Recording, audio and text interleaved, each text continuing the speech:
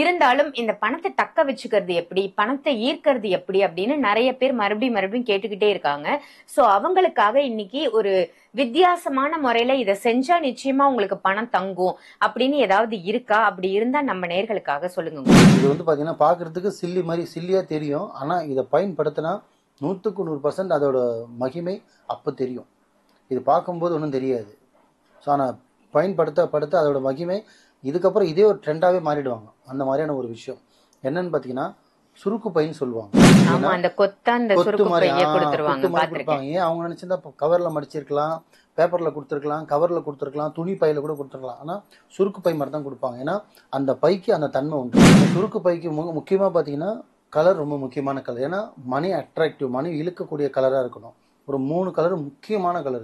இந்த ஒரு 200 இருக்கே இல்லை 500 இருக்குன்னு அதை எடுத்துடக்கூடாது. போட்டது தான், அதை மறந்துருங்க.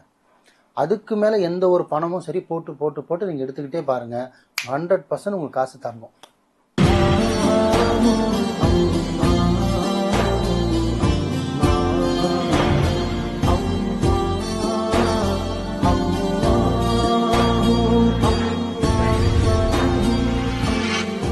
மர்ஜின் மணியர்கள் அனைவருக்கும் அன்பான வணக்கங்கள். புழல் காவாங்கரை ட்ரிபிளம் டவர்ஸ்ல இருக்கக்கூடிய மாலிக் குருஜி அவர்களை தான் சந்திக்க வந்திருக்கோம். வணக்கம் குருஜி. வணக்கம்.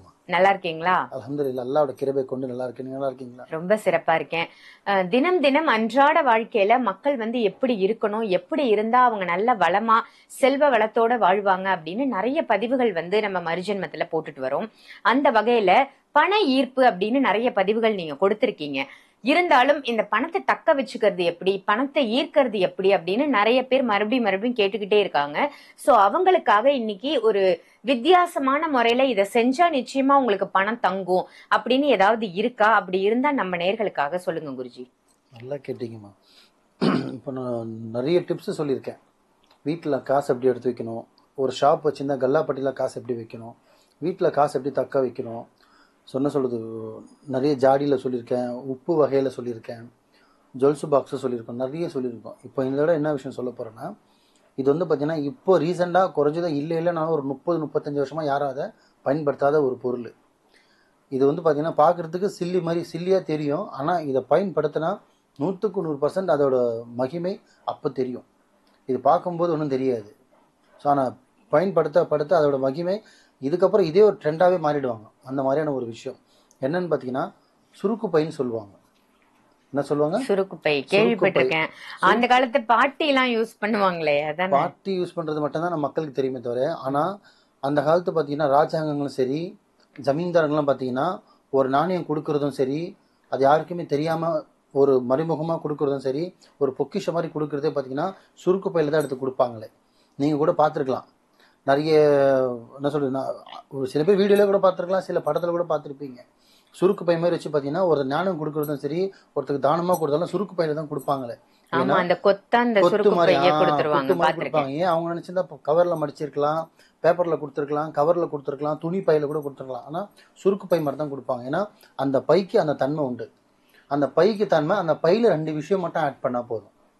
ஸோ சொல்ல இருக்கிறது என்னன்னா, வாங்கக்கூடிய பொருள் ஒரே ஒரு பொருள் தான். அது ஆணும் பயன்படுத்தலாம், பெண்ணும் பயன்படுத்தலாம். நீங்கள் வெளியில் தெரிகிற மாதிரி பயன்படுத்தணுங்கிற அவசியம் கிடையாது. அதை நீங்கள் வீட்டில் சேமிப் பண்ணி வச்சுக்கலாம். இப்போ ஒரு கவரில் காசு வச்சுருப்பீங்க, ஒரு பேக்கில் காசு வச்சுருப்பீங்க, ஒரு சூட்கேஸ் மாதிரி காசு வச்சுருப்பீங்க. சில்லற காசே சொல்லுங்கள். அதை கவரில் கூட சில பேர் டப்பாலெல்லாம் போட்டுருப்பாங்க, சில பேர் பாக்ஸ் மாதிரி வச்சுருப்பாங்க. அதே சுருக்கு பையில் நீங்கள் போட்டு வைக்கணும்.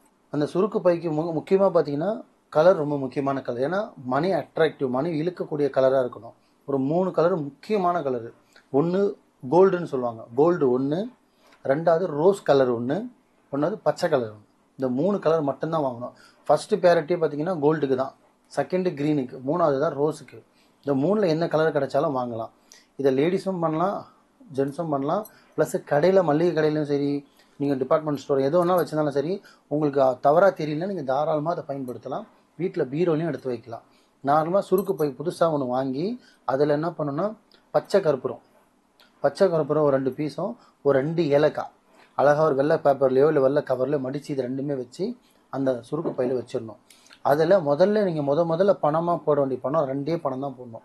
ஒன்று 200 நோட்டாக போடுங்க, இல்லை 500 நோட்டாக போடுங்க. எது முதல் பணமாக நீங்கள் போடுறீங்களோ அந்த பணத்தை நீங்கள் கடைசி வரையும் அந்த பையிலேருந்து எடுக்கவே கூடாது. உங்களுக்கு எவ்வளோ அந்த கஷ்ட சூழ்நிலை வந்தாலுமே சரி, இந்த ஒரு 200 இருக்கே, இல்லை 500 இருக்குன்னு அதை எடுத்துடக்கூடாது. போட்டது தான், அதை மறந்துருங்க. அதுக்கு மேலே எந்த ஒரு பணமும் சரி போட்டு போட்டு போட்டு நீங்கள் எடுத்துக்கிட்டே பாருங்கள், 100% உங்களுக்கு காசு தரணும். அதில் 2 மகிமை இருக்குது. ஒன்று கலருக்கு ஒன்று மகிமை இருக்குது, ரெண்டாவது சுருக்கு பையன்ற துணிக்கு மகமை இருக்குது.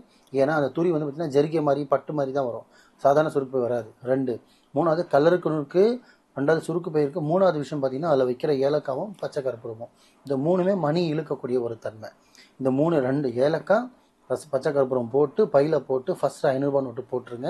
அந்த 500 மாற்றாதீங்க, எந்த சூழ்நிலையுமே மாற்றாதீங்க. எந்த ஒரு வருமானம் வந்தாலும் சரி, கடை வியாபாரம், எந்த காசான போட்டு போட்டு போட்டு எடுத்துக்கிட்டே இருங்க. ஒரு மாதத்தில் அதிகபட்சம் உங்களுக்கு ஒரு 30-35 நாளில், இல்லை 2 மாதத்துலேயே வச்சுக்கோங்க, 60 நாளில் உங்களுக்கு அந்த பையோட மகிமை தெரியும். காசு தங்குதா தரலையான்னு நம்பிக்கையோடு பண்ணி பாருங்கள், கண்டிப்பாக நிற்கும் இன்ஷா அல்லாஹ்.